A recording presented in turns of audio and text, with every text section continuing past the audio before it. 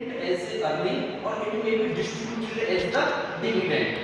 तो इसके लिए हम वॉल्टर मॉडल गॉर्डन मॉडल यहाँ पे पढ़ते हैं और इसका मतलब ओवरऑल ऑब्जेक्टिव ये होता है कि अगर कोई फर्म ठीक है डिविडेंड डिस्ट्रीब्यूट कर रहा है तो उसका जो शेयर का प्राइस है यानी वेल्थ मैक्सिमाइजेशन की बात करता है तो जो dividend as a retained earning company reserve and surplus में रखेगा और उसको डिविडेंड डिस्ट्रीब्यूट करेगा। तो डिविडेंड डिस्ट्रीब्यूशन की मेजर इम्पैक्ट डिसाइड करता है शेयर होल्डर के पॉइंट ऑफ व्यू से कि जो जिसमें उसने इन्वेस्टमेंट किया है उसको क्या मिल रहा है। तो उससे अगर किसी भी कंपनी की कभी-कभी हम देखते हैं कि जब कोई कंपनी डिविडेंड अच्छा डिस्ट्रीब्यूट करती है तो उसके प्राइस रिएक्शन ज्यादा आते हैं यानी कि उसका प्राइस इंक्रीज हो जाता है मार्केट में as compare to other company. तो अगर वो आपका डिविडेंड डिस्ट्रीब्यूशन आपके प्रॉफिट को यानी प्रॉफिट का वो पार्ट जो आपकी कंपनी की ओवरऑल ठीक है मार्केट प्राइस को कैपिटलाइजेशन वैल्यू को बढ़ा रहा है तो उस केस में हमें डिविडेंड डिस्ट्रीब्यूशन करना चाहिए। लेकिन इसके लिए ये जरूरी है कि हम 100% डिविडेंड डिस्ट्रीब्यूट ना करें, कुछ पैसा एज ए रिटेन्ड अर्निंग रखें जिससे अगर हमें फ्यूचर में कभी भी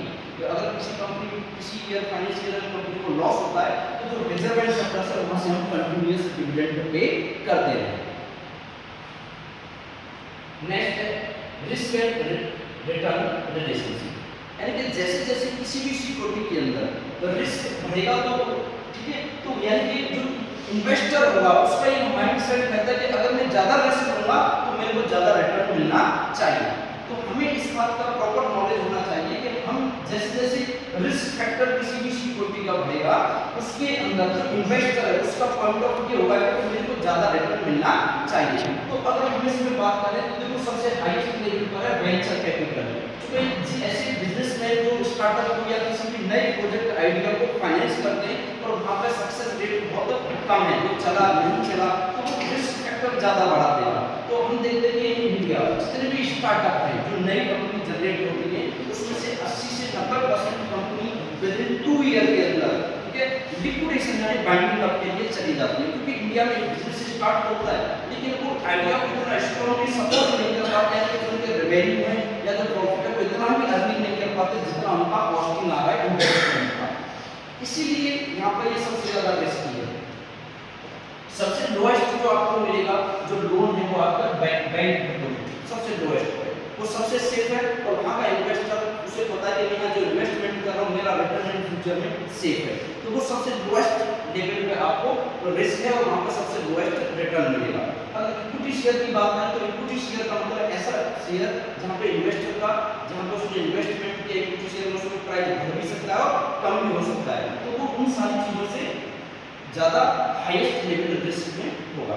तो अगर हम अपना बिजनेस स्टार्ट करते तो हमें ये देखना है डेट इक्विटी रेशियो में कि हम किस तरीके से अपना अरेंजमेंट ऑफ फंड लगा रहे हैं। जितना ज्यादा हायर रिस्क का फंड हमारा इन्वॉल्वमेंट होगा उतना ही ज्यादा हम जब तक हम रिटर्न जनरेट नहीं करेंगे तब तक हम फेवरेबल पोजीशन में नहीं होंगे। तो इसीलिए हमें ये देखना है कि जहां हम ऑपरेशन या हमें पैसा इन्वेस्टमेंट करना है जहां से हमको कॉस्ट ऑफ कैपिटल पड़ रहा है उन दोनों में जितना ज्यादा कैश होगा उतना ज्यादा आपका मार्जिन बढ़ जाएगा और वो जितना ज्यादा कम होगा नियर बाई होगा आपकी कॉस्ट के पास उतना ज्यादा रिस्क फैक्टर बढ़ जाएगा।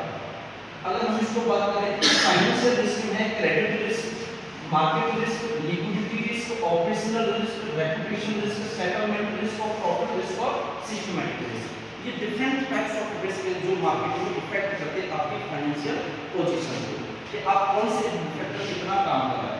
जनरली हम बात करें तो market risk, credit risk, liquidity risk और ऑपरेशनल रिस्क। ऑपरेशनल रिस्क की बात करें तो ऑपरेशन का मतलब है जो आपने फंड का अरेंजमेंट किया है आप उसको कैसे यूटिलाइजेशन करें अपने बिजनेस में, तो जनरली वो उससे रिलेटेड है। लिक्विडिटी का मतलब क्या है कि आपके पास में अगर रिसेंटली कोई पेमेंट करना है तो आपके पास फिक्स एसेट्स है लेकिन आपको business routine work day to day work expenses के लिए कभी शॉर्टेज ऑफ फंड्स रहता है। तो हमें क्या करना है लिक्विडिटी को प्रॉपर मैनेजमेंट करना है। तो इसके लिए हम करंट रेशियो सीआर ठीक है ना उसको मैनेज करते हैं करंट एसेट्स और करंट लायबिलिटी ठीक है।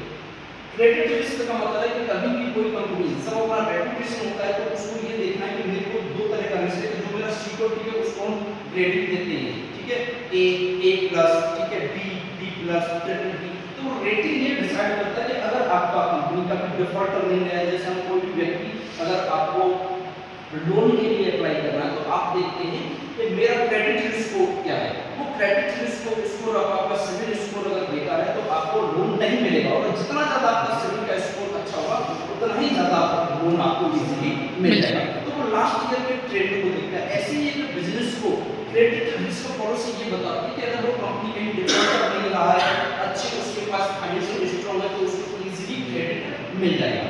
अगर उसके लास्ट ईयर के ट्रेंड बेकार रहे तो उसको लोन या क्रेडिट देने में थोड़ा डिफिकल्टी आएगा। मार्केट रिस्क का मतलब है कि आप मार्केट में जो आपका कंपटीटर है, आपका कॉस्टिंग प्राइस किस तरीके से डिस्ट्रीब्यूट कर रहे हैं, कैसे तरह से बिजनेस के डिसीजन ले रहे हैं मार्केट में अपने प्रोडक्ट से रिलेटेड, ठीक है ना। ये इसी का ही पार्ट है जो हमने थोड़ा सा डिस्कस किया। लिक्विडिटी में कैश फ्लो फाइनेंशियल आता है। मार्केट रिस्क में जब मार्केट के अंदर सिर्फ इंटरेस्ट रेट और फॉरेक्स है, मतलब फ्यूचर मार्केट किस तरीके से काम कर रहा है, कमोडिटी किस तरीके से डिमांड सप्लाई, आपकी मार्केट में कितना डिमांड है आपके प्रोडक्ट का। जनरली हम इसको देखें तो ये जो रिस्क है, ये रिस्क डिफाइन कर रहा है कि आपके पास में जो मार्केट रिस्क है, लिक्विडिटी रिस्क है, क्रेडिट रिस्क है, ऑपरेशनल रिस्क है, ये सारा इसका एक चार्ट है जिसको हम यहाँ पे मैनेज कर रहे हैं, ठीक है, जिसमें बहुत सारी चीजें हैं। सबसे जरूरी हमारा जो पैरामीटर्स है, हम ये देखते हैं कि जो इंटरनल रिस्क है, ठीक है, जिसमें लिक्विडिटी रेशियो, जिसको हम चेक करते हैं कि अभी इनको मैनेज करना है, ऑपरेशन करना है, जो हम कर रहे हैं, तो इनको कैसे आइडेंटिफाई करेंगे, कौन से डिफरेंट टेक्निक है जो हमारे ये बताते हैं कि हमें किस लेवल पे इनको चेक करना है। तो हमारा लिक्विडिटी रेशियो को प्रॉफिटेबिलिटी रेशियो भी बताता है कि जो आप जो इन्वेस्टमेंट किया उस पर कितना रिटर्न कमा रहे हैं, ठीक है। टर्नओवर ये देखता है, टर्नओवर रेशियो भी बताता है कि कोई भी चीज कितना फ्रीक्वेंटली आपका चेंजिंग हो रहा है, यानी कि आप कितना फ्रीक्वेंटली इकोनॉमी को चेंज कर रहे हैं। तो जनरली हम देखेंगे जो चाइना है उसके अंदर जो जीडीपी है, यानी कि हम कहीं पैसा आज इन्वेस्टमेंट किया और दोबारा हम उसको दो बार सर्कल में घुमा देंगे इकोनॉमी में, और चाइना 3 टाइम्स उसको कर देता है, यानी कि जो टर्नओवर रेशियो को टाइम्स बताता है कि कितना फ्रीक्वेंटली आपके पास वो चीज चेंज हो रहा है। यानी कि मेरे पास कोई कस्टमर है जिसने मेरे को आज ऑर्डर दिया, तो डेट ऑफ टर्नओवर रेशियो मैंने आज उसको माल बेचा, 10 दिन बाद फिर आ गया, 15 दिन बाद फिर आ गया। इसका मतलब ये इंडिकेट कर रहा है कि जितना ज्यादा हायर होगा उतना ज्यादा आपका चीजें फ्रीक्वेंटली आपका रिपीटेशन आ रहा है, और जितना ज्यादा रिपीटेशन करेगा उतना ही आपको ग्रोथ करेगा, और जितना ये लोअर होगा ये उतना ही आपकी वैल्यू को कम करेगा, ठीक है।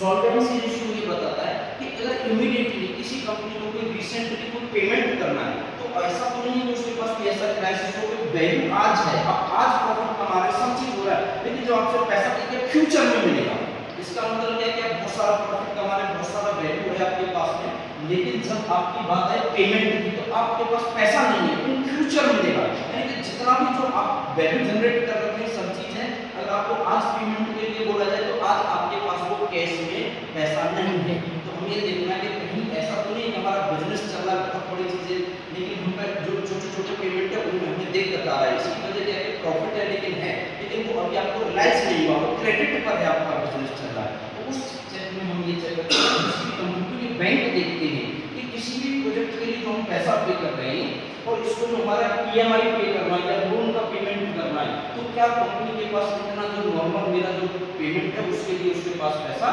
है।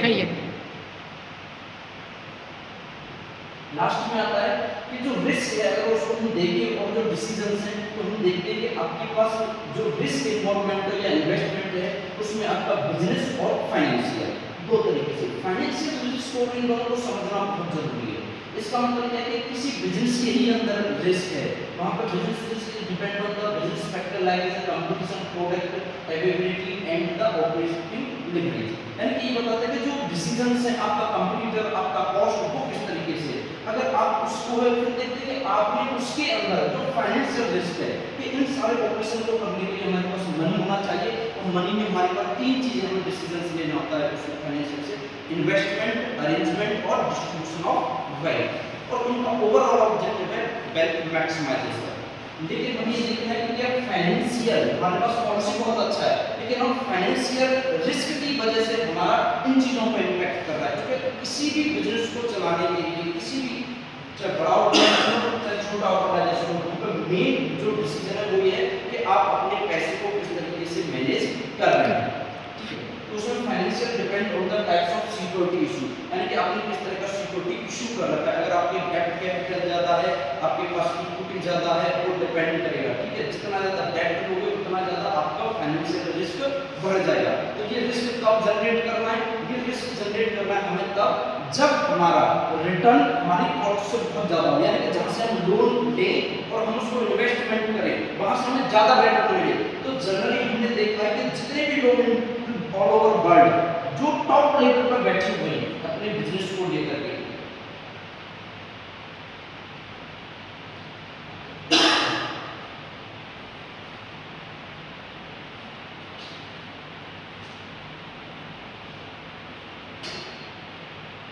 टॉप लेवल पर है, वो जितना ज्यादा लोन लिया है वो लोन जहां से लिया और जहां इन्वेस्टमेंट किया उसमें बहुत गैप है, जिसकी वजह से वो दुनिया के सबसे रिचेस्ट पर्सन बन के बैठे। क्योंकि हमें पता है कि उनका इतना रेपुटेशन है, वैल्यू। जैसे मैं बात करूं जापान का, तो जापान में इस समय इंटरेस्ट रेट कितना होगा?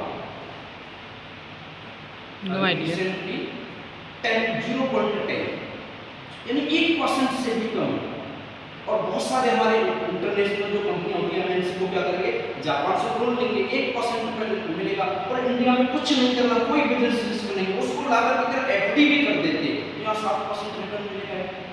तो 6% ऑटोमेटिक आपके पास आ रहा है। तो आप क्या करेंगे कि अदर कंट्री से जहाँ से चीपेस्ट लोएस्ट लेवल पर आपको लोन मिलेगा वहाँ से आप लोगे और ऐसी इकोनॉमी में या बिजनेस में इन्वेस्टमेंट कर दोगे जहाँ से आपको उस रिटर्न का बहुत गैप आएगा। तो ये हमें पता है कि अगर कोई इंटरनेशनल कंपनी को क्या करेंगे, जापान से बॉन्ड के लोन लेंगे और उस लोन को, ठीक है ना, इंडिया की इकोनॉमी में इन्वेस्टमेंट करेंगे। तो यहाँ का अगर लोन आप अप्लाई करेगा कोई भी बिजनेसमैन को 10 से 12% से या 9% से रेट ऑफ इंटरेस्ट का मिलेगा ही।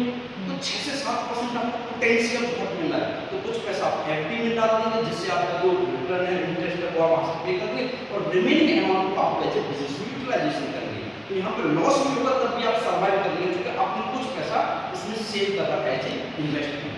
तो ऐसे ही सारे म्यूचुअल फंड कंपनियां कोई बल्क में हमें एक अमाउंट दे देते हैं, हम देखते हैं वो डिपेंड करता है फाइनेंशियल रिस्क को। तो हम क्या करते हैं, डाइवर्सिफिकेशन ऑफ रिस्क, यानी कि एक सिक्योरिटी से या एक इकोनॉमी से दूसरी इकोनॉमी में उसको शिफ्ट कर देते हैं। तो जनरली हम देखिए इंडिया का जो जीडीपी के इसमें रेट की परसेंटेज की बात करें तो 7% है, यानी कि इस सेक्टर में जब आप इकोनॉमी में इन्वेस्टमेंट करेंगे तो आपको 7% मिलेगा। और अगर आप यूके और यूएसए जाएंगे या जापान जाएंगे तो वहाँ पर 2% से 2.5% का जीडीपी ग्रोथ है।